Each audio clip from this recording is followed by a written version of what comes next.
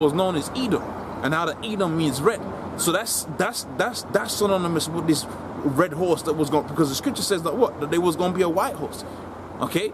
But was there actually going to be actual horses? No, horses just means power. So it was going to be a power that was white. It was going to be white represents righteousness. And when you find out what that sat up on the white horse, what he was doing, he was bringing salvation. So righteousness was going to bring forth salvation. Who is that? That's hourse. So you put the clues all together like that. Okay, it's a red horse. Power was given unto him to take peace from the earth. Who's really taking peace from the earth like that? Okay? Really, these Edomites are the ones that are taking peace from the earth right now. The ones that run banks and these Edomites. I don't know how any other way to put it. These base men, these base beats, they're the ones that have taken peace from the earth, man. Okay? And in taking peace from the earth, okay, they have fulfilled what the scripture has spoken about them. Okay, bear with me. Okay, in taking peace from the earth, they've gone about to establish their heritage. Hey, what's up, man? Okay, that was prophesied for them to come about upon the earth, man. Okay, and that the red horse was going to come about, and power was going to be given unto him to take what? To take peace from the earth. It's easy. This is easy. Okay, now let's read about what's going to happen to this red horse. Okay, so let's go now onto the book of Revelations, the 12th chapter, and then we can switch gears after I read this these last closeout topic scriptures. Okay, Revelations 12 and 12. It says, Revelations 12 and 12, it says, therefore rejoice, ye heavens, and ye that dwell in them, woe unto the inhabitants of the earth, for the devils come down unto you having great wrath. That was another clue. Okay, having great wrath, because you know if he has a short time.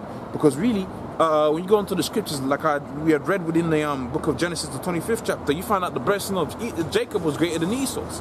Okay? Because Esau was given the sword. You read about the Maccabees and how Alexander got hold of the known world right then, which was the Medo-Persian Empire. You pretty much find out, okay, he got that by the sword. Okay, so that was his blessing. The blessing gave him a kingdom, but that kingdom was going to be everlasting because righteousness wasn't given unto it. So whereas our strength is the Lord, his strength is his hand, he's carnal. Okay, in fact, the scripture goes as far as saying no profane person as Esau. And that was another clue, because it says no profane person as Esau, and it says that within the New Testament. Wait, hold on a minute. I thought the Edomites by that time was done away with. But rather, they wasn't done away with, and they was using these different things and clues for a spiritual-minded person to be able to go into these scriptures and open up the scriptures and say, okay, that's the red horse. Okay, that's what it says about Esau.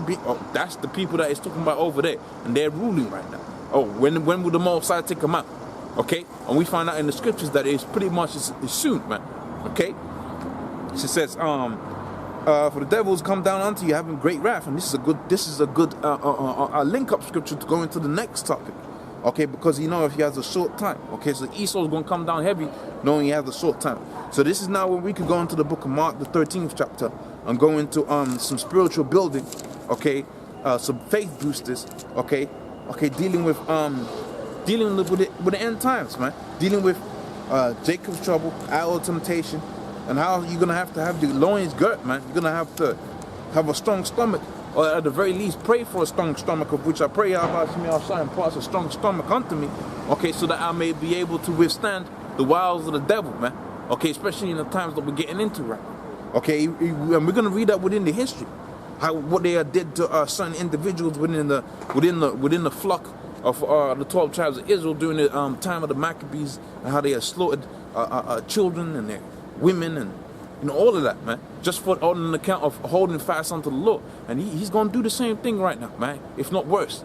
He's going to do the same thing right now for a testimony against him, because right now it ain't a thing of when the Lord returns again, you know, we're going to know. It's like now when the Lord's returning, that's it. Okay, it's finished. It ain't a thing of okay, the Lord's on the scene now. Okay, we're gonna prophesy, but really we're gonna have another 1,000 years, and you know, bits and pieces gonna happen. No, it's like a couple of months. You know, this thing is the chips moving fast. You've seen the Dow Jones, you know, doing all kind of crazy things with the Dow Jones, which is the index of aggregate figure. Okay, to show you how much the trading that happens between 30 of the biggest companies out there within America, I believe it is, manufacturing companies.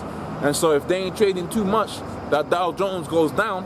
and that's global trades. And if they're not doing much global trades, and this is a big company, well, guess what? The economy ain't doing too good. So as an aggregate indice or index, it's supposed to be one of the better ones. But see, that's just a measure of how things are looking, and it can be manipulated.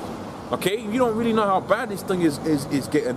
Okay, because the amount of debt that these people have. Yeah, you can mention how the Dow Jones is going down, but hold on a minute. What about the 18 trillion that America owes to these different countries? Where they gonna get the money for that?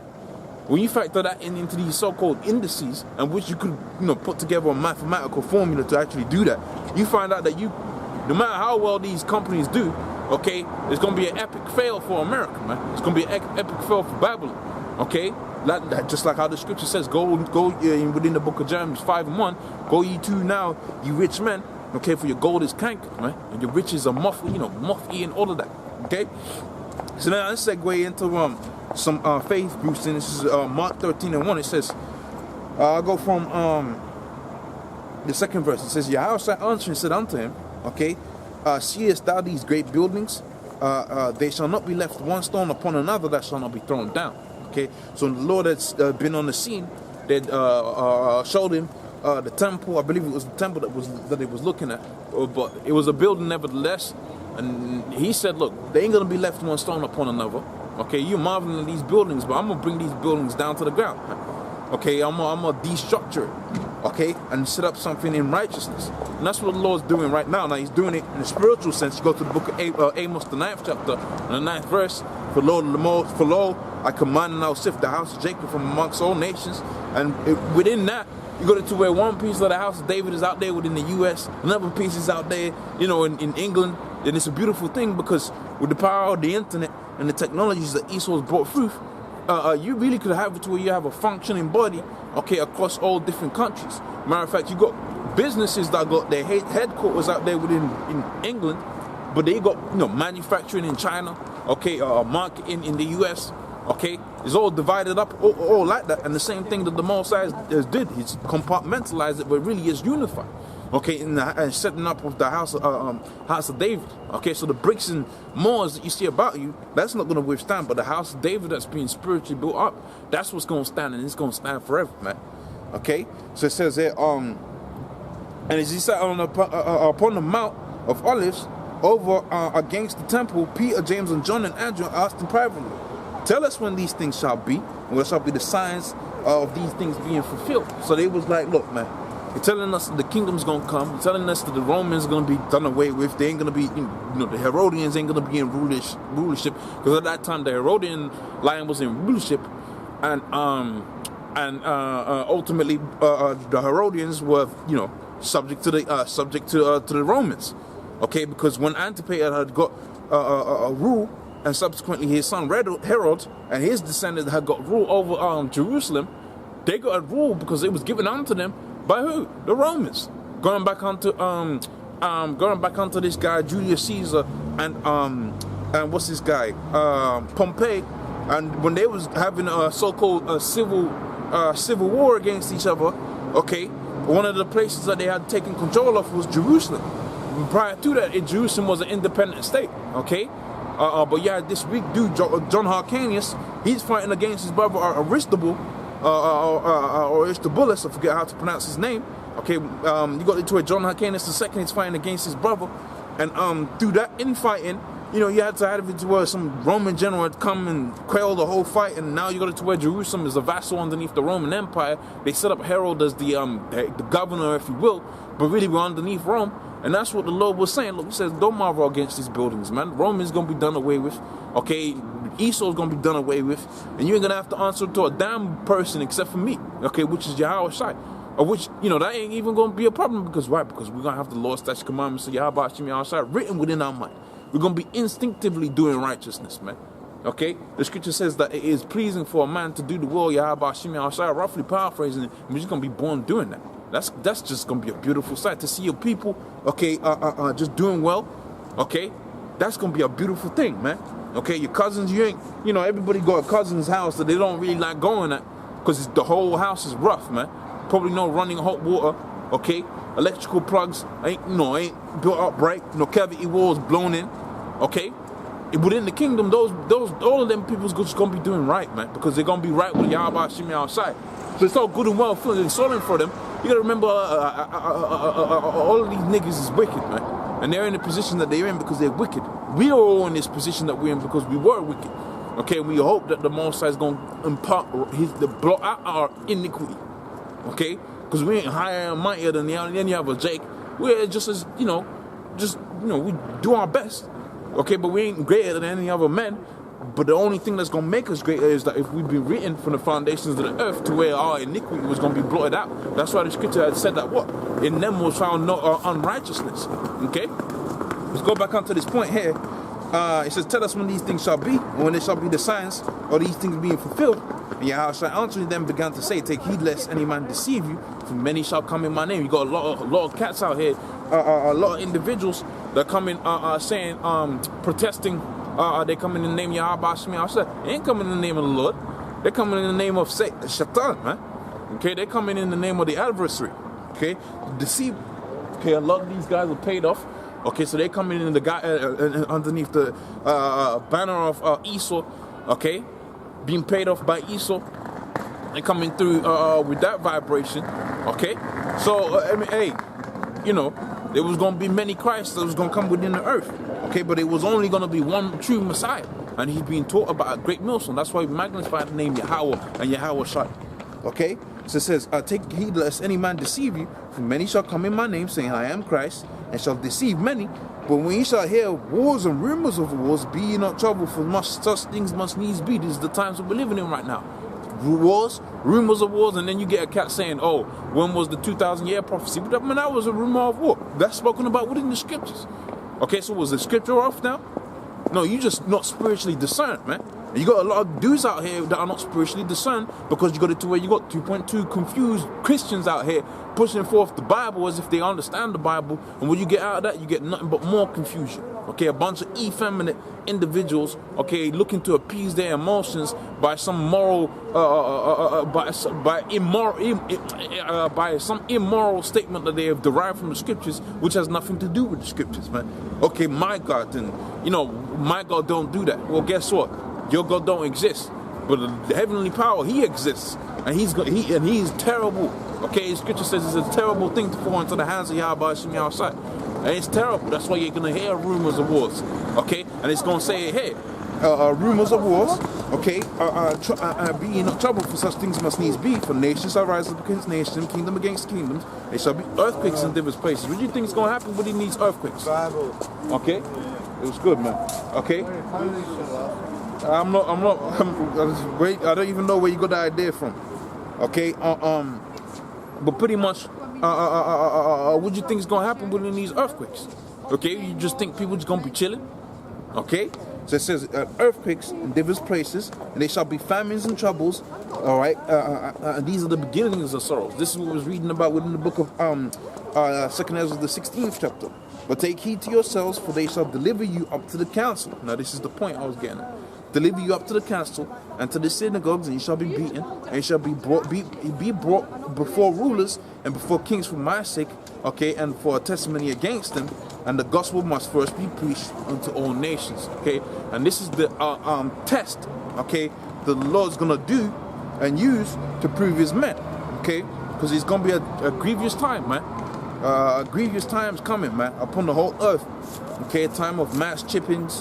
And it's just, it's going to be bad, okay, but we know the men of the Lord is going to be saved out, okay. Jeremiah 30:7, okay, it says, alas, for that day is great, so that none is like it. It is even a time of Jacob's trouble, but he shall be saved out, okay.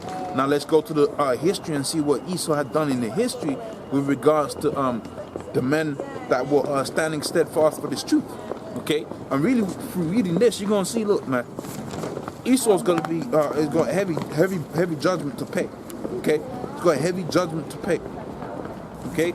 So, this is within the book of 2nd Ezra, the 6th chapter, okay? And, really, I want to start,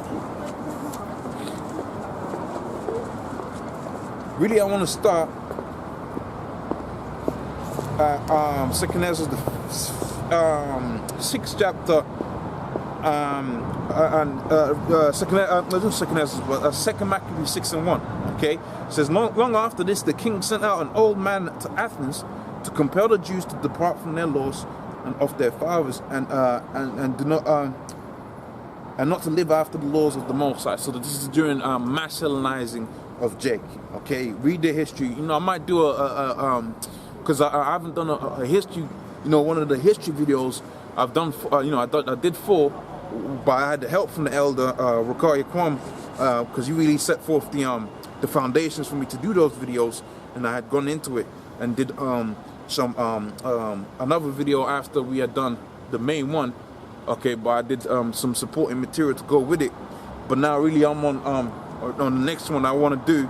Okay, it's just gonna be myself to do it and see if I do it. But really it's gonna be dealing with a period of time. So we had gone from the foundations, which was we did Assyrian Empire, the Babylonian Empire, the Medo-Persians.